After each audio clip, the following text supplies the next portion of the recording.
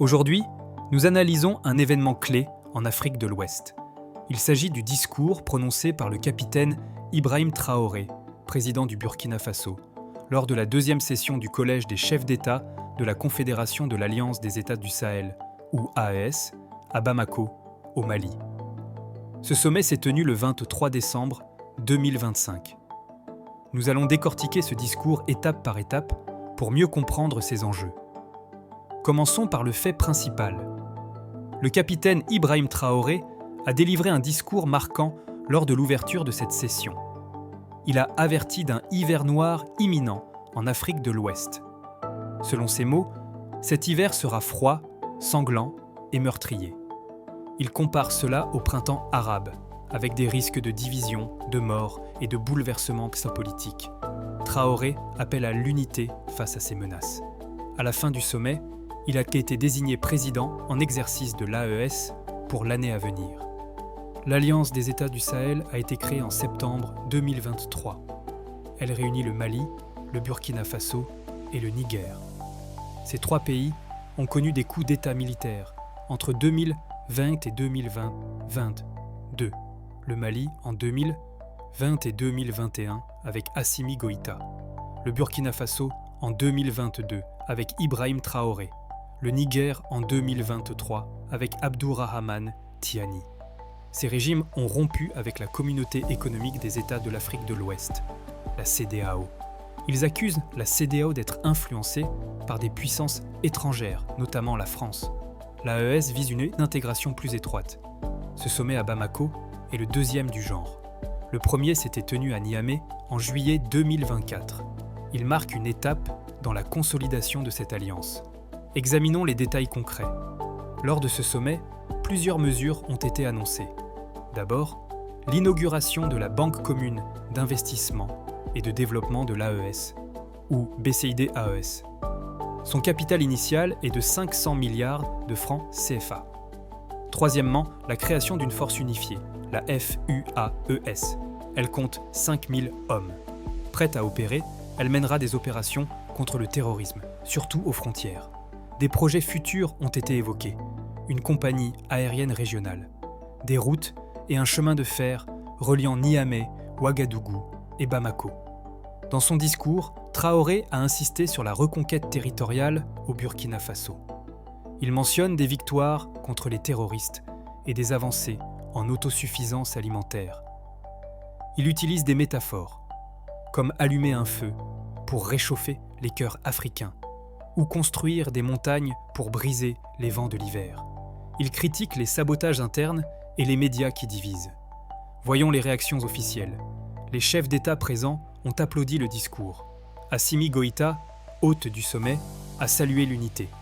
Abdourahmane Tiani a souligné la continuité stratégique. Traoré, en tant que nouveau président de l'AES, a rencontré la diaspora burkinabé au Mali. Il a appelé à investir au pays et à résister à la désinformation. Des personnalités comme Abdourahmane Oumarou, ancien député nigérien, ont exprimé un soutien indéfectible. Ils citent Modibo Keïta, Sékou Touré et Kwame Nkrumah pour appuyer l'émancipation. Des médias comme Sputnik Afrique ont relayé l'appel à l'unité. Aucune réaction immédiate de la CEDEAO ou de puissances occidentales n'a été rapportée dans les sources disponibles. Mais des analystes notent une vigilance accrue. Quelles sont les conséquences géopolitiques ? Ce discours renforce l'orientation anti-impérialiste de l'AES. Traoré accuse les impérialistes de vouloir plonger la région dans le chaos, pour piller les richesses et imposer leur volonté.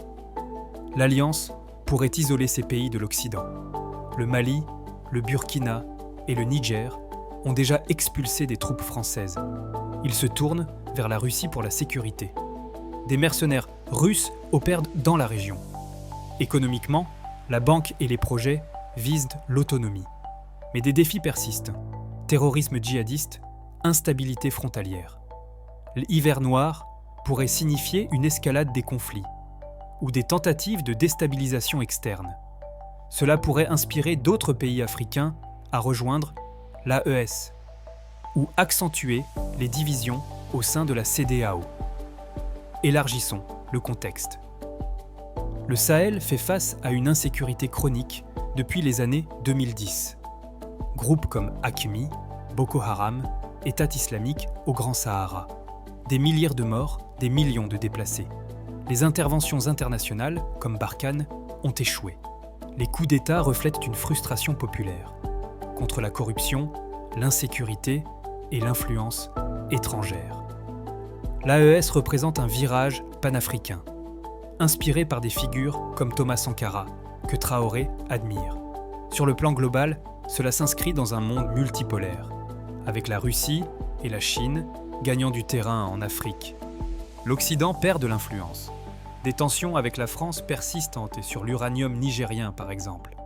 Ce discours pourrait marquer un point de non-retour pour l'intégration sahélienne.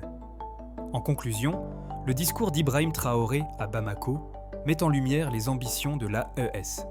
Il appelle à l'unité face à des menaces imminentes, tout en célébrant des avancées concrètes. Cet événement souligne l'évolution géopolitique du Sahel, vers plus de souveraineté, mais aussi des risques de confrontation. Restons attentifs au développement futur. Dis-le-moi en commentaire. Ton avis compte.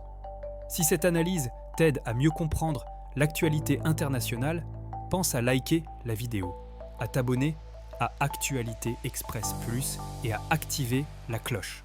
Abonnez-vous pour plus de contenu sur la géopolitique. À bientôt.